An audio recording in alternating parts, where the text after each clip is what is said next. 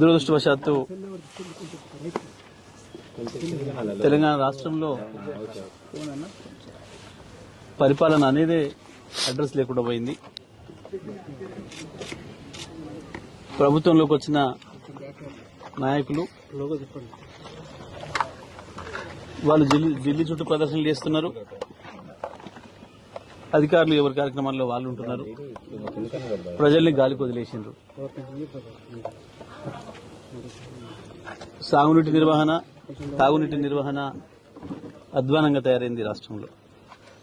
అసలే ఒకవైపు ఎండలు, కొంత కరువు పరిస్థితులు ప్రజలు ఇబ్బంది పెడుతున్న పరిస్థితులలో ఇంకా అప్రమత్తంగా ఉండాల్సిన ప్రభుత్వం, ఇంకా జాగ్రత్తగా ఉండాల్సిన ప్రభుత్వం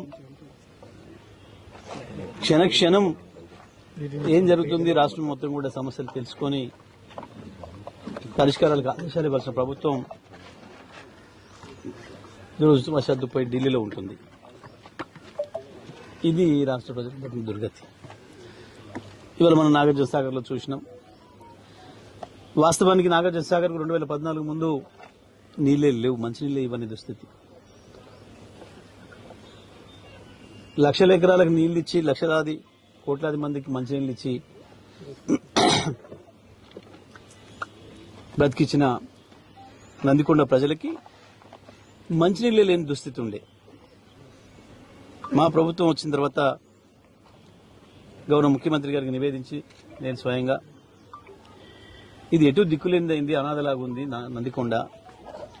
అది మున్సిపాలిటీ కాదు, గ్రామ పంచాయతీ కాదు, స్థానిక సంస్థలు లేవు, ఆడ ఇబ్బంది అవుతుంది. మనుషులు వారానికి ఒకనాడు కూడా మనుషులు లేని పరిస్థితి ఉంది.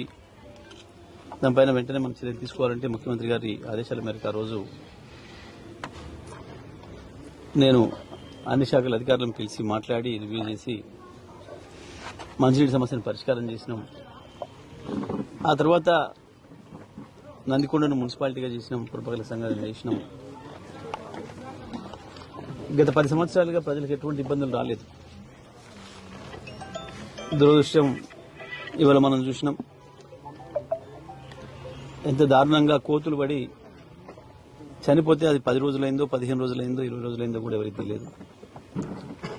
స్థానిక యువకులు గుర్తుపట్టి చెప్పేంతవరకు కూడా దానిపైన పర్యవేక్షణ లేదు, నియంత్రణ లేదు, ఏది కూడా లేదు.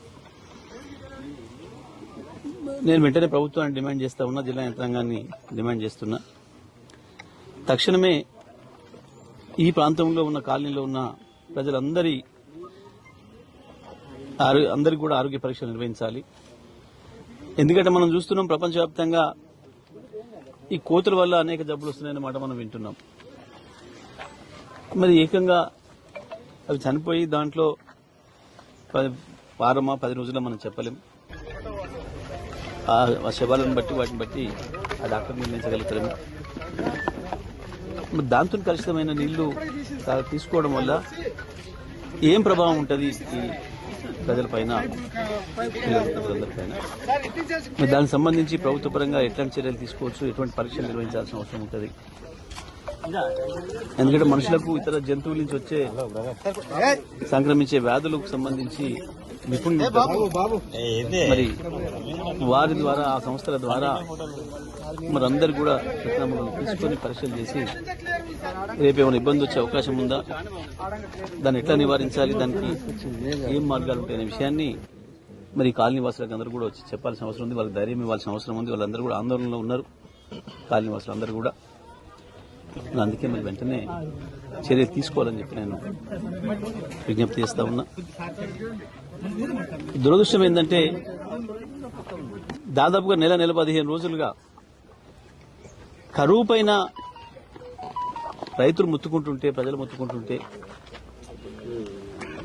మీరు పట్టించుకోలేదు. కనీసం ప్రతిపక్షంగా మేము మా పాత్ర నిర్వహిస్తూ ప్రజలకు అండగా ఉండాలని, ప్రజల కోరిక మేరకు, ప్రజల పిలుపు మేరకు మేము గ్రామాలకు వెళ్లి రైతులతో మాట్లాడి ధైర్యం చెప్పి ప్రభుత్వంతో మేము మాట్లాడతాం, ప్రభుత్వాన్ని కదిలిస్తామని చెప్పి మేము 15-20 రోజులు ఎండలో పొలాలకు వెళ్ళినా కూడా ఒక మంత్రి గారిని, ముఖ్యమంత్రి గారిని స్పందించిన పాపం లేదు. చివరికి కేసీఆర్ గారు వచ్చి రంగంలో దిగి అసలు ఇది ప్రభుత్వం ఉన్నదా లేదా, ఏంది ప్రభుత్వం దేని కొరకు ఉన్నది, 10 ఏళ్ళు నేను తిప్పలు పడి తయారు చేసిన ఈ వ్యవసాయ రంగం ఇంత తొందరగా ఇట్లా దెబ్బతింటదని నేను అనుకోలేదు, కలగనలేదు, బాధ కలుగుతుంది అని చెప్పి వారు వచ్చిపోయి మళ్ళీ